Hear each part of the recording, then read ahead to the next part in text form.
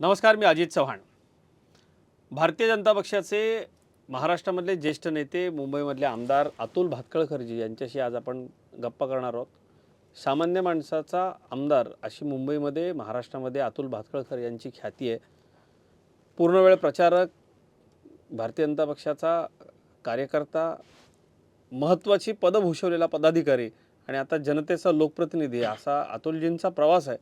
पण एक गोष्ट त्यांच्याबद्दल अतिशय महत्त्वाची आहे, ती म्हणजे सामान्यांना कधीही उपलब्ध असणारा नेता. विस्तृत चर्चा करू अतुल भातखळकरजी यांच्याशी. अतुलजी नमस्कार. खूप खूप स्वागत आपलं. आजच्या या गप्पांचा उद्देश आमचा असा आहे की भारतीय जनता पक्षाच्या कार्यकर्त्यांना एक प्रकारे हा सगळा प्रवास जाणून घ्यायचा आहे. निवडणुकीच्या निमित्तानं आपल्याला काही प्रश्न विचारायचे आहेत. मुंबईमधल्या, महाराष्ट्रामधल्या अनेक महत्त्वाच्या प्रश्नांविषयी, देशाच्या आणि राज्याच्या राजकारणाविषयी आपल्याशी बोलायचं. सर्वप्रथम असा एक आमदार ज्याला सिक्युरिटी नाही, ज्याचा कुठला बडेजाव नाही, ज्या आमदाराला PA नाही, असा आमदार म्हणून, सामान्यांचा आमदार म्हणून तुमची ख्याती आहे. अतुलजी, हा सगळा प्रवास कसा होता? नाही बघा, हा प्रवास तर कष्टमय होता, पण तो मनाला समाधान देणारा पण आहे. आणि मुळामध्ये मी बालपणापासून माझ्यावर राष्ट्रसंघाचे संस्कार झाले, कारण मी संघाच्या शाखेत जात असे. मग शिक्षण पूर्ण केल्यानंतर संघाचा प्रचारक म्हणून मी काम केलं आणि मग भारतीय जनता पार्टीचं पूर्णवेळ म्हणून मी काम केलं आणि मग पुढे जनप्रतिनिधी भारतीय जनता पार्टीचा बनलो.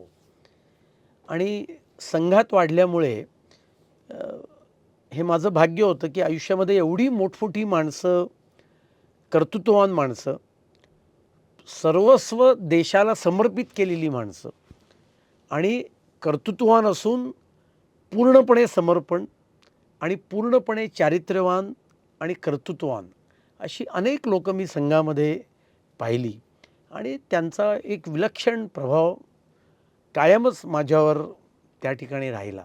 आणि त्यामुळे जनप्रतिनिधी जरी झालो तरीसुद्धा जनप्रतिनिधी लोकांचे प्रश्न सोडवण्याकरता झालो आहे. स्वर्गीय रामभाऊ म्हाळगींनी जी परंपरा जनसंघापासून घालून दिली, त्या परंपरेचं पालन करण्याकरता आपण जनप्रतिनिधी आहोत, लोकांकरता जनप्रतिनिधी आहोत.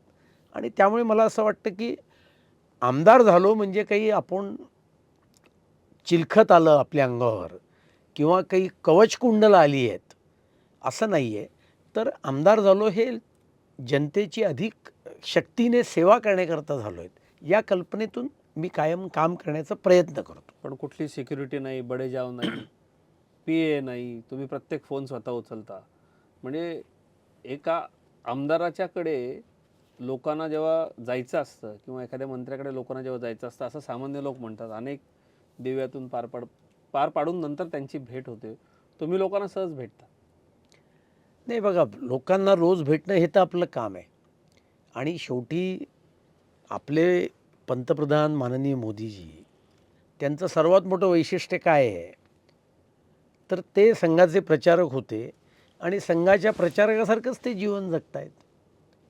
आणि त्याच्यामुळे ज्या विचार परिवारामध्ये मी लहानाचा मोठा झालो आहे, त्याच्यामध्ये या सर्व गोष्टी सहजतेने जगणं हेच जीवन आहे असे मानणारे शेकडो नाही हजारो कार्यकर्ते, लोक, नेते आहेत.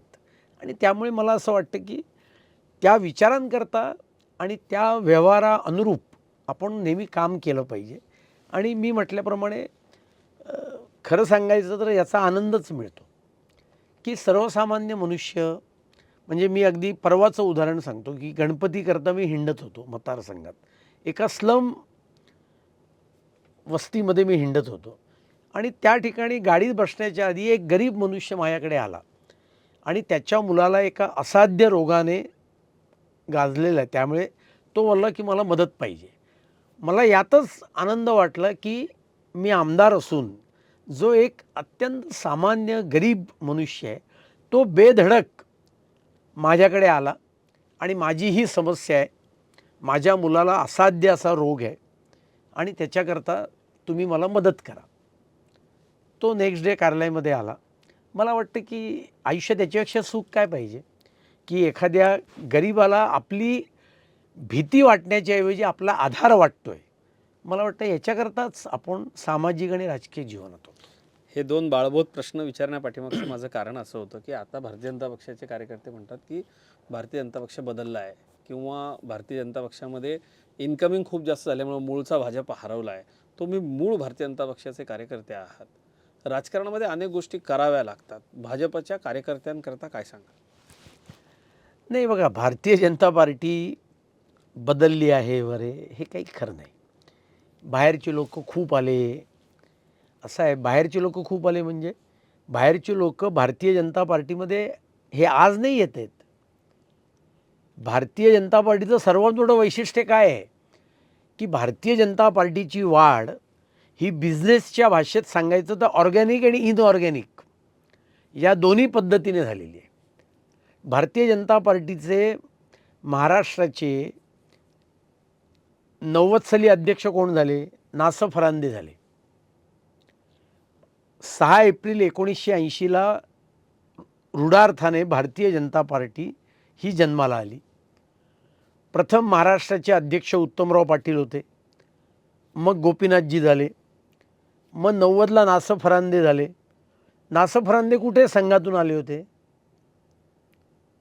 ते अध्यक्ष झाले, विधान परिषदेचे आमदार होते, उपसभापती झाले, सभापती झाले. मी तर अशी तुम्हाला इतकी उदाहरण देऊ शकेन की जी संघाच्या मांडवाखालनं न येता भारतीय जनता पार्टीत आले आणि भारतीय जनता पार्टीमध्ये मोठ्या पदावर पोचले. सिकंदर बख्त कधी संघाच्या शाखेत गेले होते. आणि त्यामुळे मुळामध्ये हा सेक्शन ऑफ द मीडियाने एक अपप्रचार म्हणा किंवा प्रचार म्हणा हा केला की भारतीय जनता पार्टीमध्ये मोठ्या प्रमाणावर इनकमिंग आहे. ते 14ला इनकमिंग झालं. आसामचे आज मुख्यमंत्री आहेत, ते कधी संघामध्ये होते? आसाममध्ये सत्ता आली त्याच्या वेळेला त्याच्या आधी जे मुख्यमंत्री पहिल्या 5 वर्षाकरता झाले, सोनवाल, ते आसाम गण परिषदेमध्ये होते. आणि त्यामुळे संघ परिवाराचं आणि भारतीय जनता पार्टीचं हे वैशिष्ट्य आहे. आणि मी तर लहानपणापासून संघामध्ये एक शब्दप्रयोग ऐकला, संघाबाहेरचे स्वयंसेवक. म्हणजे स्वयंसेवक हा केवळ संघात असतो असं नाही, तर चांगली माणसं ही संघाच्या बाहेर पण असतात. आणि त्याच्यामुळे असं काही भारतीय जनता पार्टीमध्ये असं कधीही नव्हतं की जो संघात गेला आहे तोच भारतीय जनता पार्टीमध्ये आला पाहिजे आणि तोच भारतीय जनता पार्टीमध्ये मोठा होईल. भारतीय जनता पार्टीमध्ये कोणीही स्वतःच्या कर्तृत्वावर, चारित्र्यावर, मेहनतीवर हा मोठा होऊ शकतो. हे तर भारतीय जनता पार्टीचं सर्वात मोठं वैशिष्ट्य आहे. आणि त्याच्यामुळे भारतीय जनता पार्टीमध्ये आता खूप बाहेरचे लोक आले. देवेंद्र फडणवीस काय बाहेरचे आहेत का? दादा पाटील मंत्री आहेत, ते बाहेरचे आहेत. सुधीर मुनगंटीवार ते बाहेरचे आहेत. आणि त्याच्यामुळे मला असं वाटतं की हा सेक्शन ऑफ द मीडिया आणि काँग्रेसवाले यांचा हा मोठ्या प्रमाणावर एक अपप्रचार भारतीय जनता पार्टीच्या कार्यकर्त्याला विचलित करण्याकरता हा प्रयत्न असतो. पण भारतीय जनता पार्टीचा कार्यकर्ता दूधखोळा नाही आहे. आमचं सर्वोच्च नेतृत्व कोण आहे आज? माननीय नरेंद्र मोदीजी आहेत. ते संघाचे स्वयंसेवक आहेत, ते संघाचे प्रचारक होते. म्हणजे सर्वोच्च नेतृत्व हे सो कॉल्ड मूळचे भाजपवाले आहेत. त्यामुळे असा प्रचाराला काही अर्थ नसतो. आणि याला भारतीय जनता पार्टीचे कार्यकर्ते हे बळी पडत नाहीत आणि पडणार पण नाहीत. अतुलजी, महाराष्ट्रामध्ये भारतीय जनता पार्टीबरोबर विश्वासघात झाला. एक अशा विचाराचं सरकार अस्तित्वात आलं जे महाराष्ट्राला अपेक्षित नव्हतं किंवा जी महाराष्ट्राची राजकीय संस्कृती नाही. त्या काळामध्ये 2.5 वर्षात प्रचंड मोठा राजकीय संघर्ष करणाऱ्यांपैकी आपण एक होतात. विशेषतः मुंबईमध्ये थेट विरोधकांना आपण अंगावर घेतलं.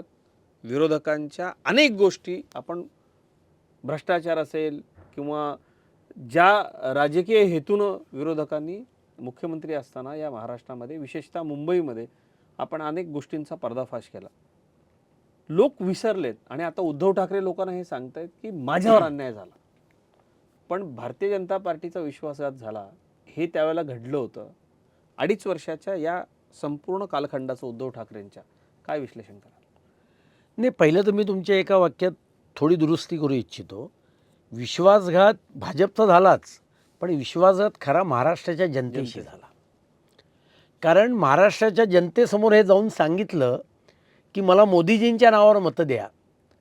5 वर्षामध्ये माननीय देवेंद्रजींनी महाराष्ट्राला चौमुखी विकासाच्या रफ्तारवर जे उभं केलं होतं, तो विकास अधिक गतीने करण्याकरता मला माझ्या पक्षाच्या लोकांना निवडून द्या, हे उद्धव ठाकरेंनी सांगितलं. पण नंतर महाराष्ट्राच्या जनतेशी विश्वासघात केला आणि स्वतःच्या आणि मुलाच्या सत्तेच्या मोहापायी त्यांनी मुख्यमंत्रीपद घेतलं आणि विचारांशी, महाराष्ट्राच्या जनतेशी, भारतीय जनता पार्टीशी आणि खरं सांगायचं तर स्वतःच्या वडिलांशी, हिंदू हृदय सम्राट बाळासाहेब ठाकरे यांच्या विचारांशी त्यांनी विश्वासघात केला. त्याची फळं ते भोगतायत व्यक्तिशः. पण 2 वर्षाच्या 2.5 वर्षाच्या त्यांच्या घरबशा आणि फेसबुक लाईव्ह कामामुळे महाराष्ट्राने खूप भोगलं. आणि त्यामुळे त्यांच्या कारकिर्दीचं वर्णन करायचं असेल तर मी अंधार युग, महाराष्ट्राच्या इतिहासातलं अंधार युग, ह्या एका वाक्यात उद्धव ठाकरेंच्या मुख्यमंत्रीपदाचं मी वर्णन करीन. म्हणजे मी इतके वर्ष मीडिया बघतोय, पण उद्धव ठाकरे मुख्यमंत्री असतानाच ही ब्रेकिंग न्यूज झाली की उद्धव ठाकरे मंत्रालयात निघाले. आता राज्याचा मुख्यमंत्री मंत्रालयात जातो, ही ब्रेकिंग न्यूज होऊ शकते. आणि त्यामुळे अत्यंत अयशस्वी, भ्रष्टाचार करणारं, महाराष्ट्राच्या विकासाची पूर्णपणे माती करणारं सरकार कुठलं असेल तर ते उद्धव ठाकरे होते.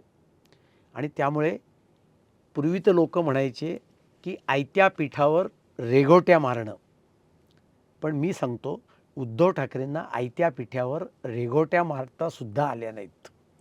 एवढंही त्यांचं कर्तृत्व नाही. आणि त्याच्यामुळे महाराष्ट्राच्या इतिहासातलं अंधार युग. मुंबईचं काय नुकसान झालं या काळामध्ये?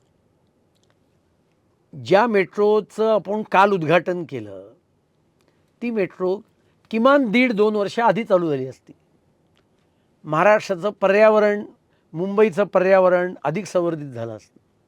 लोकांचे प्रवासातले जे हाल होते ते कमी झाले असते. आपण पाहिलं एका पहिल्या दिवसात मेट्रोने, अंडरग्राऊंड मेट्रोने 15,000 लोकांनी प्रवास केला. आणि ते सुद्धा मेट्रो सकाळी 11 वाजता चालू केली. आज तर सकाळी 6:30 पासून चालू होती आहे. अंधेरी पूर्व, दहिसर पूर्व मेट्रो, त्या मेट्रोच्या ट्रायल रनचं या महाशयांनी उद्घाटन केलं. कसलं उद्घाटन? ट्रायल रनचं. त्यावेळेला मी आंदोलन केलं होतं. आयत्या बिळावर नागोबा अशी होर्डिंग मी लावली. माझ्यावर केसेस केल्या की मुख्यमंत्र्यांच्या विरोधात निदर्शनं करायची नाहीत म्हणून. आणि हे स्वतः लोकशाहीवादी म्हणवणार. आणि आम्ही शांततापूर्ण निदर्शनं केली होती. पण त्यावेळेची जी दडपशाही झाली त्याच्यामध्ये सर्वाधिक बळी आपण पडलात, किंवा सरकारनं त्यावेळेला सगळ्यात जास्त दडपशाही कुठल्या आमदारावर केली असेल तर आपण होता. आणि आता आम्हाला तर विधानसभेच्या बाहेर काढून टाकलं. कारण आम्ही विधानसभेत बोलतो, त्यामुळे कुठल्याही खोट्या नाट्या कारणावर आम्हाला बडतर्फ करून टाकलं. म्हणजे खरं तर त्या दिवशी विधानसभेत भारतीय जनता पार्टीचा एकही आमदार आपल्या जागेवर नाही उठला नव्हता, पण आम्हाला बडतर्फ करून टाकलं. आणि ते सुद्धा 1 वर्षाकरता निलंबित केलं. आणि ते सुद्धा तालिका सभापती असणाऱ्यांनी. त्यांचा त्याच रात्री मी एक व्हिडिओ पब्लिश केला की ते एका देवीच्या मंदिरामध्ये लोकांना आया बहिणीवरनं शिव्या देत होते. तो त्याच दिवशी रात्री मी व्हिडिओ केला, कारण आमच्यावर आरोप केले गेले की आम्ही शिव्या दिल्या. आणि त्याच्यामुळे मुंबई शहराचं नुकसान केलं, महाराष्ट्राचं नुकसान केलं. मेट्रो असेल, जलयुक्त शिवार असेल, शेतकऱ्यांच्या बाबतीतले प्रश्न असतील. बघा, देवेंद्रजींच्या 5 वर्षाच्या मुख्यमंत्री पदाचं सर्वात मोठं वैशिष्ट्य काय असेल, तर त्यांनी महाराष्ट्राला 15 वर्ष जो महाराष्ट्र विकासापासून वंचित होता, तो विकासाच्या एका मोठ्या याच्यावर त्यांनी नेऊन ठेवलं. आणि तो विकास शहरी विकास होता, ग्रामीण भागाचा विकास होता. 42 शहरांचे DP प्लॅन माननीय देवेंद्रजींनी एका वर्षात मंजूर केले. 334 किलोमीटरचे मेट्रोचे महामार्ग मुंबई MMR रिजनमध्ये प्लॅन केले, DPR काढला, टेंडर काढलं, कामाला सुरुवात केली. जलयुक्त शिवार सारखी योजना आणून शेतकऱ्यांचा पाण्याचा प्रश्न संपवण्याचं काम कोणी केलं असेल तर ते माननीय देवेंद्रजींच्या सरकारने केलं. त्यामुळे नगरविकास असेल, OBCंकरता वेगळं मंत्रालय करणं असेल, शेतकऱ्यांकरता कर्जमुक्तीपासूनच्या वेगवेगळ्या योजना आणणं असेल, शाश्वत शेतीकरता जलयुक्त शिवारची योजना असेल, आदिवासींकरताच्या योजना असतील, या सगळ्या योजना आणि मुख्य म्हणजे मराठा समाजाला आरक्षण देण्याचं काम कुठल्या सरकारने केलं असेल तर ते माननीय देवेंद्रजीच्या सरकारने केलं होतं. जनहक्क कायदा आणला की आपल्याला ज्या सर्व्हिसेस लागतात सर्वसामान्य व्यक्तीला, रेशन कार्ड असेल, ड्रायव्हिंग लायसन असेल, याच्याकरता कायदा करणारं आणि जर का नियोजित 15 दिवसामध्ये 20 दिवसामध्ये तुम्हाला तुमची सर्व्हिस मिळाली नाही तर संबंधित सरकारी कर्मचाऱ्यांवर कारवाई करणारा कायदा कोणी या राज्यामध्ये आणला असेल तर तो देवेंद्रजींच्या सरकारने आणला. पण काँग्रेस, मुंबई काँग्रेस विशेषतः आणि उबाठा यांचा सतत आरोप असा असतो की भारतीय जनता पक्षानं मुंबईचं महत्त्व कमी केलं. मुंबईला जे चांगलं, जे काही छान छान होतं त्यांच्या काळामध्ये ते सगळं महत्त्व कमी करण्याचा प्रयत्न भारतीय जनता पक्षाने केला असा आरोप केला जातो. त्याला काय उत्तर आहे? नाही, मुळात उद्धव ठाकरेंनी काय केलं? तुम्ही इतके वर्ष मुंबईत आहात, कुठल्याही टुरिस्ट गाईडला विचारा की त्याच्या टुरिस्ट गाईडमधली जी मुंबईची ठिकाणं आहेत ती गेल्या 25 वर्षात बदलली आहेत का? तीच आहेत. कोस्टल रोड कोणी दिला मुंबईला? माननीय देवेंद्रजींनी आणि माननीय नरेंद्र मोदीजींनी दिला. Atal Setu, longest sea bridge in the country. आपल्याला कल्पना आहे याची सर्वात पहिली कल्पना कोणी मांडली आणि कधी मांडली?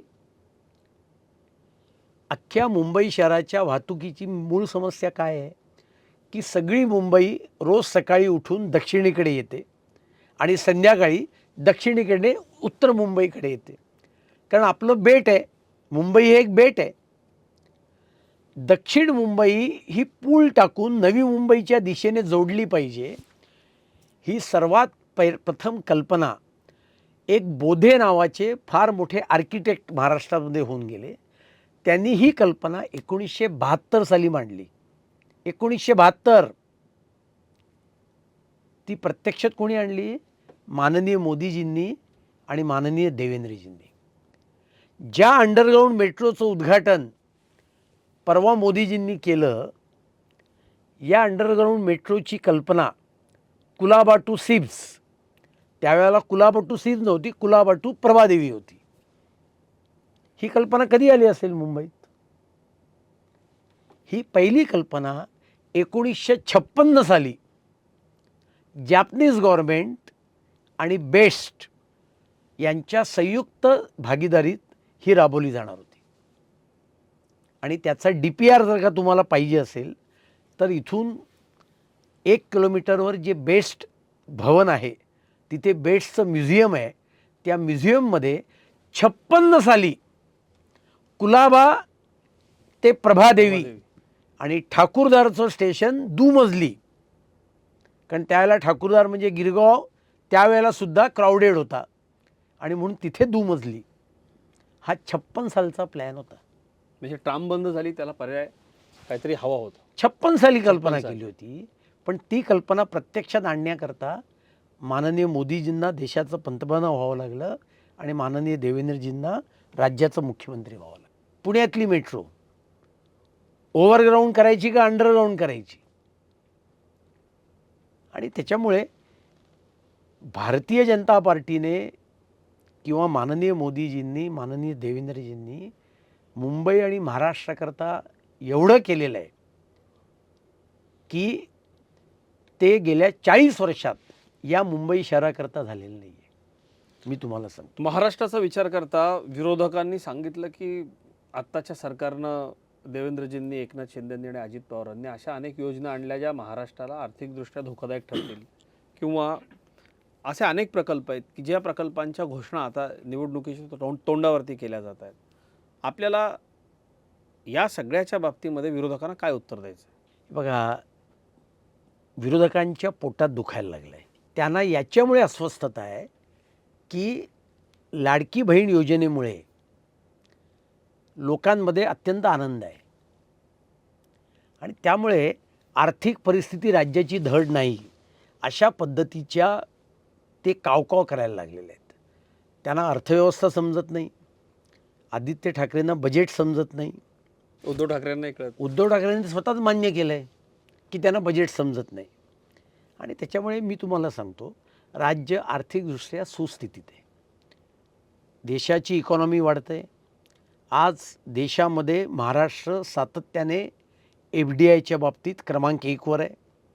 त्यामुळे राज्याचं उत्पन्न वाढतं आहे. कुठेही विकास कामांवर खर्च करण्याकरता पैसे कमी आहेत अशी स्थिती नाही आहे. आणि एखाद्या राज्याची आर्थिक परिस्थिती ही चांगली आहे किंवा नाही हे ठरवण्याचा बॅरोमीटर काय आहे? तर याचा बॅरोमीटर हा आहे की राज्याच्या सकल उत्पन्नाशी त्या राज्याचं कर्जाचं प्रमाण किती आहे आणि राज्यांना कर्ज काढण्याकरता किती कर्ज काढायची हे सगळं या देशातली घटनात्मक स्वायत्त संस्था RBI ही ठरवत असते. RBIने काय सांगितलं आहे की सकल राज्य उत्पन्नाच्या 25% कर्ज जर का राज्याचं असेल तर राज्य आर्थिकदृष्ट्या सुस्थितीत आहे. आज महाराष्ट्राचं राज्याच्या कर्जाचं प्रमाण उत्पन्नाशी हे किती टक्के आहे? 18% आहे. 25% अलाउड आहे. 25%. म्हणजे राज्य आर्थिक संकटात हा प्रचार खोटा आहे. शून्यपणे अजून 60% वाढवू शकतो. दुसरं मापदंड काय आहे? फिस्कल डेफिसिट, वित्तीय तूट. त्या वर्षीचं किती कर्ज काढलं आणि त्या वर्षी किती फेडलं, या वर्षीची आवक किती आणि या वर्षीचा खर्च किती, हे 3% आत असली पाहिजे. ती 3% आत आहे. आता हे जे काँग्रेसवाले कावकाव करतायत, केरळचं प्रमाण किती आहे? 32%. पंजाबचं किती आहे? 35%. बंगाल 40%. राजस्थान त्याच्याही पुढे यांच्या काळातलं. आणि त्याच्यामुळे उद्धव ठाकरेंना बजेट समजत नाही. काँग्रेसवाल्यांनी तर पुरती देशाची वाट लावली.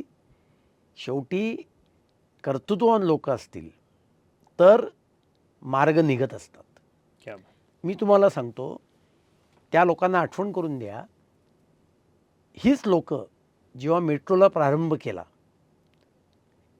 हे जयंत पाटील विधानसभेत म्हणायचे एवढं कर्ज घेणार, मेट्रो कशी होईल, मग राज्याचं काय होईल? अहो, सगळीकडे मेट्रो चालू केल्या. समृद्धीच्या कर्जासाठी हेच म्हणाले. समृद्धी पूर्ण केला.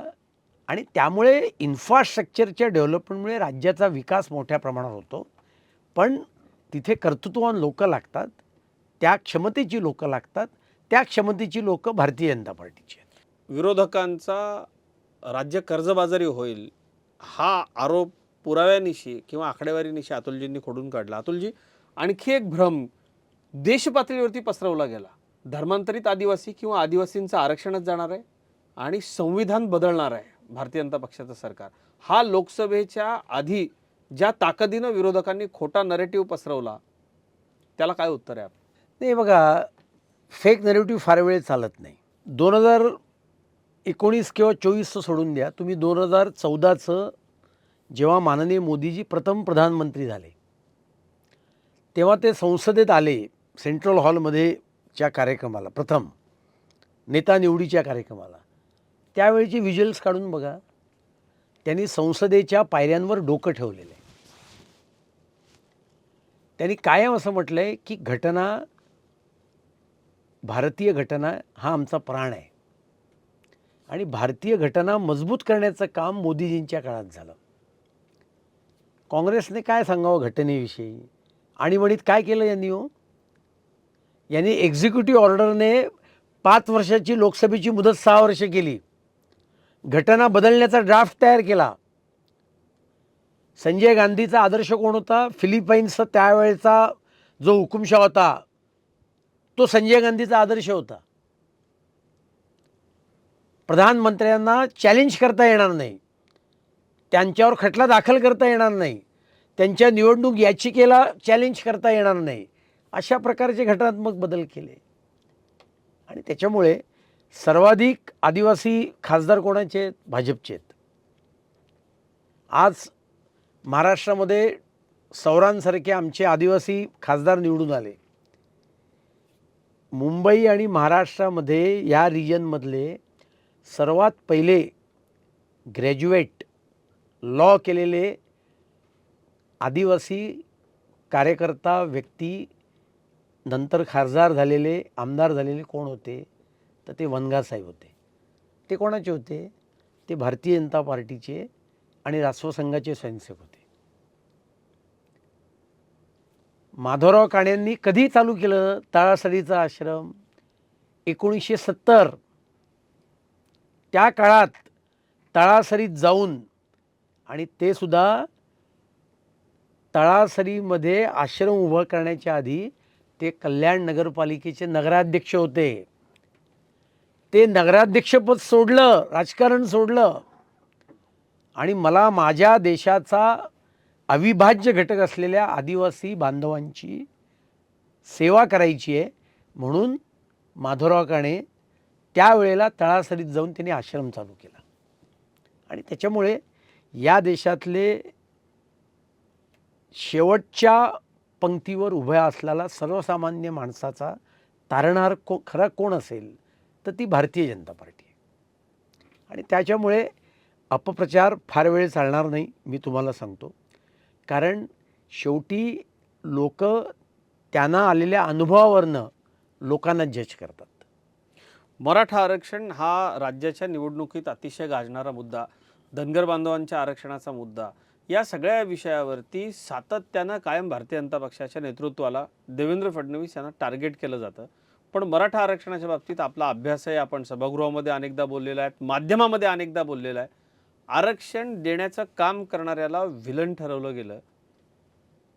हे सगळं एका विशिष्ट राजकीय पक्षानं, एका विशिष्ट नेत्यानं घडवून आणलं असं वाटतं का? का विशिष्ट राजकीय नेत्यांनी किंवा एका पक्षाने 100% घडवण्याचा प्रयत्न केला.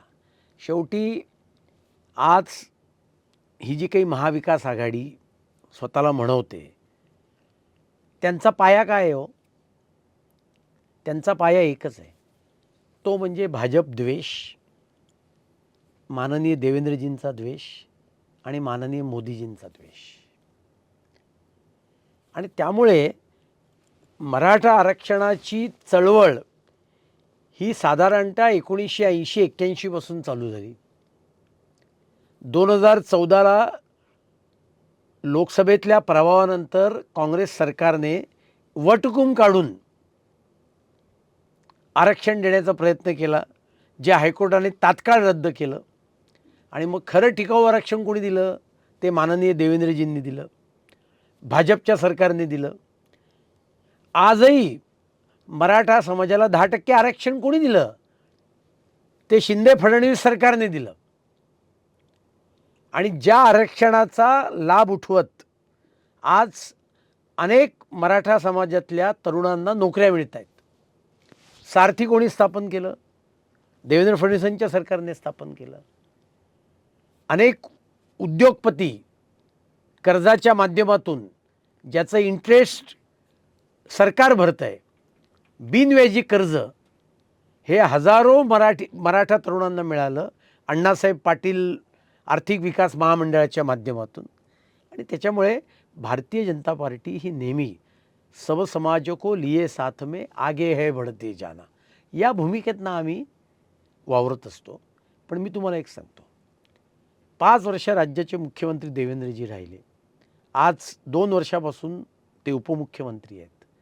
त्यांच्यावर आरोप करण्यासारखा विरोधकांना एकही मुद्दा सापडत नाही. त्यांना आठवते ते त्यांची जात. मला असं वाटतं यातच माननीय देवेंद्रजींचं यश आहे. अतुलजी, तुम्ही मुंबईतनं लोकप्रतिनिधी आहात, आमदार आहात, मुंबईमधला भारतीय जनता पक्षाचा प्रमुख मराठी चेहरा आहात. मुंबई कुणाची ही घोषणा कायम दिली जाते आणि मुंबई महाराष्ट्रापासून तोडणार, मुंबईचं महत्त्व कमी करणार, मुंबईमध्ये गुजराती भाषिकांना पायघड्या आहेत, असे आरोप किंवा एक प्रकारे मराठी मतांच्या करता असं विकेंद्रीकरण करण्याचा विरोधी पक्षाचा विशेषतः उभाटाचा प्रयत्न असतो. त्याला काय उत्तर आहे? असं आहे, उद्धव ठाकरेंचे पार्टनर कोण होतो? 25 वर्ष त्यांची महानगरपालिकेवर सत्ता होती ना. मग मुंबई महानगरपालिकेमध्ये किती मराठी कॉन्ट्रॅक्टर आहेत? 99% तर मारवाडी गुजरातीच आहेत.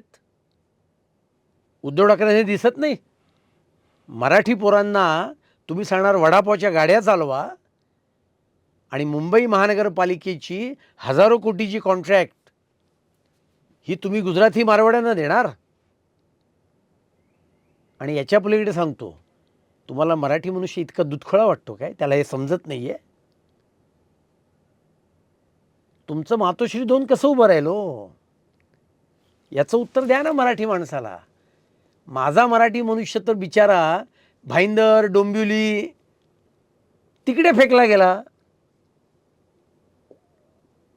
आता सांगतात का ते? अनिल परब 55% घरं मराठी माणसाकरता राखीव ठेवा. अहो, त्याच्या आधी तुमच्या केबल व्यवसायातल्या तुमच्या मराठी ग्राहकांना फुकट केबल द्या ना. तिथं घोषणा करा, मग या घोषणा करण्याचा प्रयत्न करा. आणि त्यामुळे मुंबई कोणाची? मुंबई कष्टकऱ्याची, मुंबई कोळ्यांची, मुंबई आग्र्यांची, मुंबई भूमिपुत्रांची, मुंबई मराठी माणसाची. पण आपण म्हणजे मराठी मनुष्य, आपण म्हणजे महाराष्ट्र, या भ्रमात ते राहत आहेत. आणि त्याच्यामुळे एकदाच आमच्यासमोर लढले तर फक्त 2 नगरसेवक जास्ती आले आणि त्यामुळे 92ला ते लढले, त्यांची सत्ता आली नाही कारण आमच्याबरोबर नव्हते. 97, 2002, 2007, 2012 या प्रत्येक वेळेला त्यांचा महापौर झाला कारण भारतीय जनता पार्टी त्यांच्या बरोबर होती. अतुलजी, आपण आता आणि उल्लेख त्याच्यामुळे केला. भारतीय जनता पार्टी बरोबर होतात म्हणून तुम्हाला सत्ता आली. म्हणून तर आता आज आमचे आमदार जास्ती आहेत. आणि त्यामुळे मुंबई कोणाची? तर मुंबई ही मुंबईकरांची आहे, ती कष्ट करायची आहे. अतुलजी, मुंबईमधल्या भूमिपुत्रांचा उल्लेख आपण आत्ता केला. मुंबईमधल्या कोळीवाड्यांच्या, स्थानिक भूमिपुत्रांच्या अशा अनेक समस्या होत्या ज्याच्या बाबतीत खूप महत्त्वाचे डिसिजन्स, खूप महत्त्वाचे निर्णय आत्ता घेतले गेले. त्याचबरोबर मुंबईकरता आत्ताच्या सरकारनं खूप महत्त्वाचे निर्णय घेतले. आपला मतदारसंघ अतिशय दाटीवाटीचा आहे, संमिश्र लोकसंख्या असलेला आहे. मुंबईमधल्या पुनर्विकासाच्या बाबतीमध्ये, मुंबईमधल्या झोपू योजनांच्या बाबतीमध्ये आणि विशेषतः कोळीवाड्यांच्या बाबतीमध्ये आपल्या सरकारनं अतिशय चांगले निर्णय काही घेतलेत. त्याचं विश्लेषण कसं कराल? तुम्ही आत्ता मराठीचा मला प्रश्न विचारत होता ना.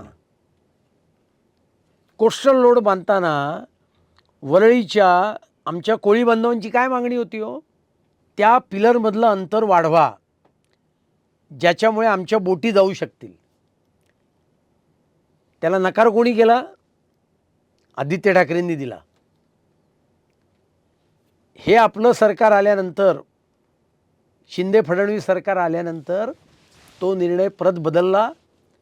350 कोटी रुपये जास्ती खर्च केले आणि 2 पिलरमधलं कोस्टल रोडच्या अंतर वाढवलं, ज्याच्यामुळे माझा कोळी बांधव त्याच ठिकाणी राहून त्याच्या परंपरागत मच्छीमारीचा व्यवसाय करू शकेल. हे मराठी माणसाचं प्रेम आहे. याला मराठी माणसाचं महत्त्व म्हणतात. आणि त्याच्यामुळे मुंबईतल्या सोयीसुविधा आम्ही वाढवल्या, त्याच्यामुळे ते लोक इथे राहायला लागली ना. आपण कोळीवाड्यांचा उल्लेख केला. या कोळीवाड्यात राहणाऱ्या लोकांची काय मागणी होती वर्षानुवर्ष, की याचं सीमांकन करा, त्यांच्याकरता वेगळे नियम तयार करा. हा सर्वात पहिला निर्णय कोणी केला? हा सर्वात पहिला निर्णय माननीय देवेंद्रजींनी 2034च्या डीपीत केला, की शहराचा DCR काही असेल पण कोळीवाड्यांकरता वेगळा DCR निर्माण करण्याचं काम हे माननीय देवेंद्रजींच्या सरकारने केलं आहे. आणि आत्ताचं सरकार त्याची अंमलबजावणी करत आहे. आणि त्यामुळे मुंबई शहरातले प्रश्न अनेक आहेत. आपण झोपडपट्टी प्रकल्पाचा उल्लेख केलात. काँग्रेसने काय घोषणा केली होती, की 2000पर्यंतच्या लोकांना आम्ही पात्र करू. आणि मग प्रभाराव काय बोलल्या, प्रिंटिंग मिस्टेक आहे. तत्कालीन मुख्यमंत्री विलासराव देशमुख काय बोलले, अरे एवढे सिरियसली काय घेता जाहीरनामे, आम्ही असंच लिहून टाकलं. पण ते काम पूर्ण कोणी केलं? ते माननीय देवेंद्रजींच्या सरकारने केलं. 2011चा कायदा आणला, की 2000पर्यंतचे पुरावे ज्यांच्याकडे नाही आहेत त्याच्या आधीचे, पण 2000च्या नंतरचे आहेत, त्यांना प्रधानमंत्री आवास योजनेमध्ये 300 चौरस फुटाचं सशुल्क घर देण्याचा निर्णय आणि कायदा कोणी केला? तो माननीय देवेंद्रजींनी केला. आणि 300 चौरस फुटाचं घर किती रुपयात? 2.5 लाख रुपयात. एवढंच नाही,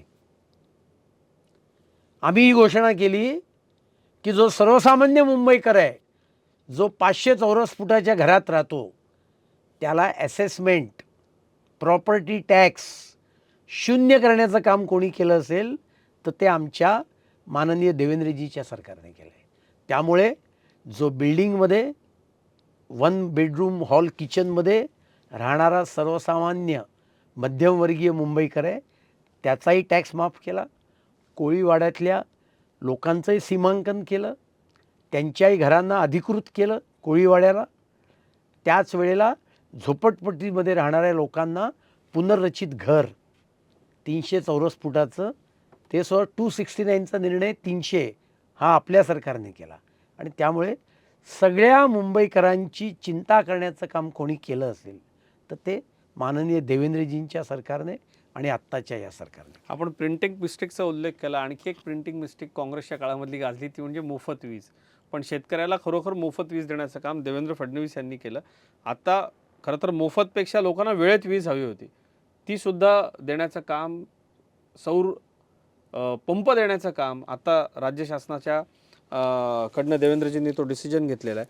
शेतकऱ्याला हमीभाव असेल किंवा तेलबियांच्या बाबतीतला केंद्र सरकारनं घेतलेला निर्णय असेल, कांद्याच्या बाबतीमधला निर्णय असेल, सबसिडीजच्या बाबतीमधला निर्णय असेल, मला असं वाटतं येत्या काळात अनेक अशा योजना आहेत ज्याचा फायदा शेतकरी घेऊ शकतील.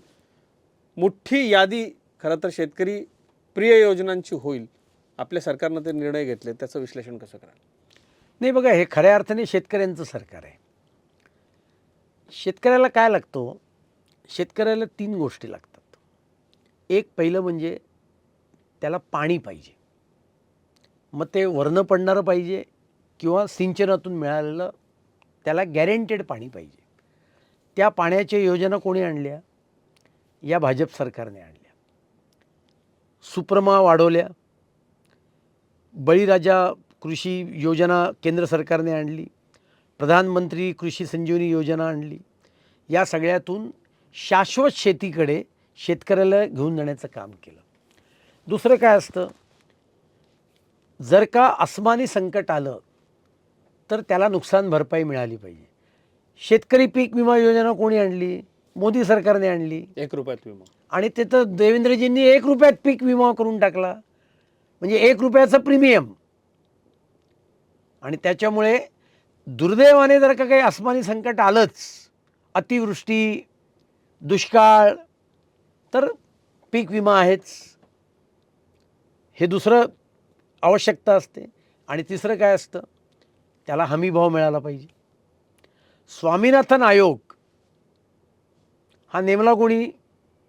अटलजींच्या काळात 2003ला नेमला. काँग्रेसवाले किती लबाड लोक आहेत बघा. याचा रिपोर्ट आला 2004मध्ये. तोपर्यंत माननीय अटलजींचं सरकार केंद्रात गेलेलं होतं. 2004 ते 2014 हा रिपोर्ट UPAच्या सरकारकडे पडून होता. आपण पत्रकार म्हणून इतकी वर्ष काम केलं, मला प्रामाणिकपणाने सांगा, 2004 ते 2014 कधीतरी स्वामीनाथन आयोगाचं आणि त्यांच्या रिपोर्टचं तुम्ही नाव तरी ऐकलं होतं का हो? कधीच. जसं 2014ला मोदीजींचं सरकार आलं, यांनी एकदम स्वामीनाथन आयोगाचा रिपोर्ट लागू करा लागू करा. तो लागू केलाच मोदीजींनी. आणि कॉम्प्रिहेन्सिव्ह कॉस्टवर हमीभाव ठरवण्याचे निर्णय त्यांनी घेतले. आणि आता तर शेवटी एक्सपोर्ट, शेतकऱ्याला एक्सपोर्ट करायला आवडतं, पण एक्सपोर्टची सुविधा पाहिजे ना. एक्सपोर्ट तो कसा करणार? त्याच्यावर तर बंदरं लागतात. आज JNPTचे पुढचे दोन्ही प्रोजेक्ट हे पूर्ण केले. वाढवण बंदर, त्याला मान्यता दिली तर तुमचा माल एक्सपोर्ट होईल. आणि त्याच्यामुळे हमीभावाचा मुद्दा असेल, माल खपण्याचा मुद्दा असेल. एक साधं उदाहरण देतो. मोदी सरकारचं किंवा माननीय देवेंद्रजींच्या सरकारचं वैशिष्ट्य काय राहिलं आहे?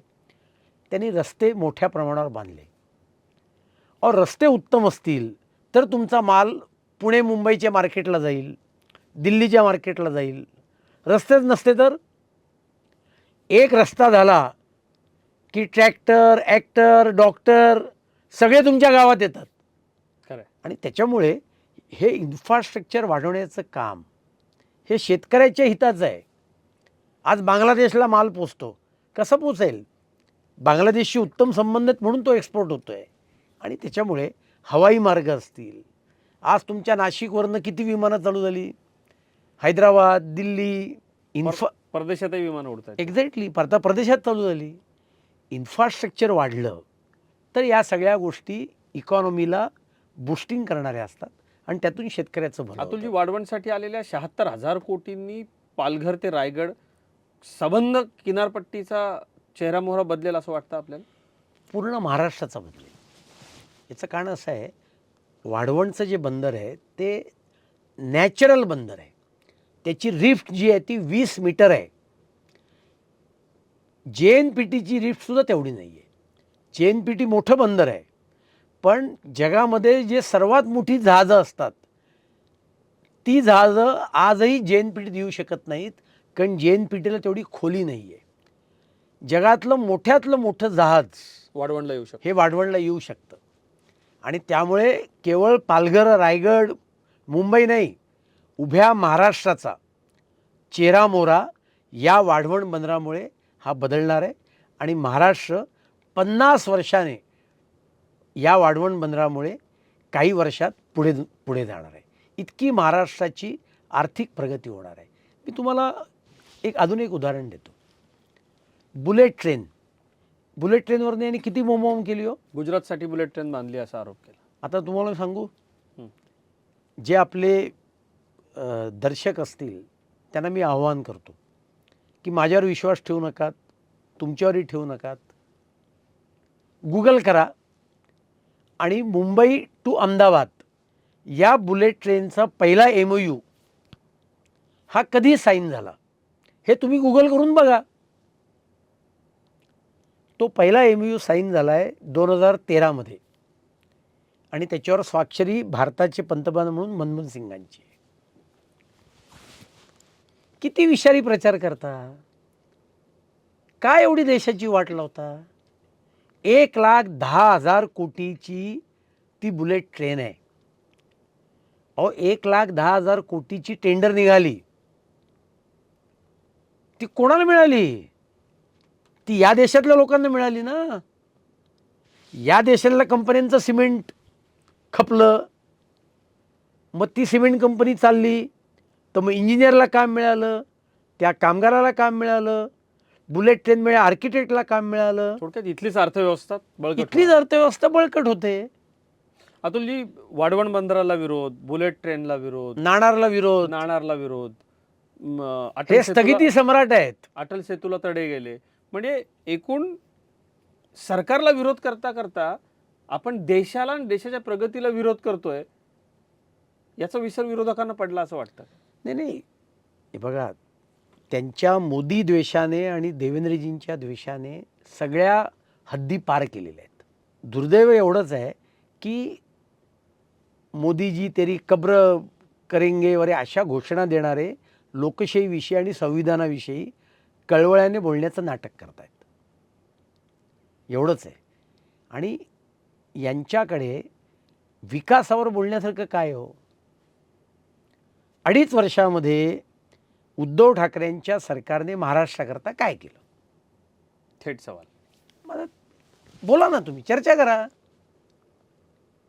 आम्ही जलयुक्त शिवार केलं, आम्ही SRAतल्या योजना आणल्या, आम्ही कोस्टल रोड पूर्ण केला, आम्ही अटल सेतू पूर्ण केला, आम्ही मेट्रो चालू केल्या. विकासावरती काही बोलत नाहीत, पण म्हणतात माझा बाप चोरला. नाही नाही, बापाचं नुकसान तर त्यांनी केलं आहे. आणि हिंदुहृदय सम्राट बाळासाहेब ठाकरे केवळ त्यांचे नव्हते हो, अख्ख्या महाराष्ट्राचे आणि अख्ख्या देशाचे होते.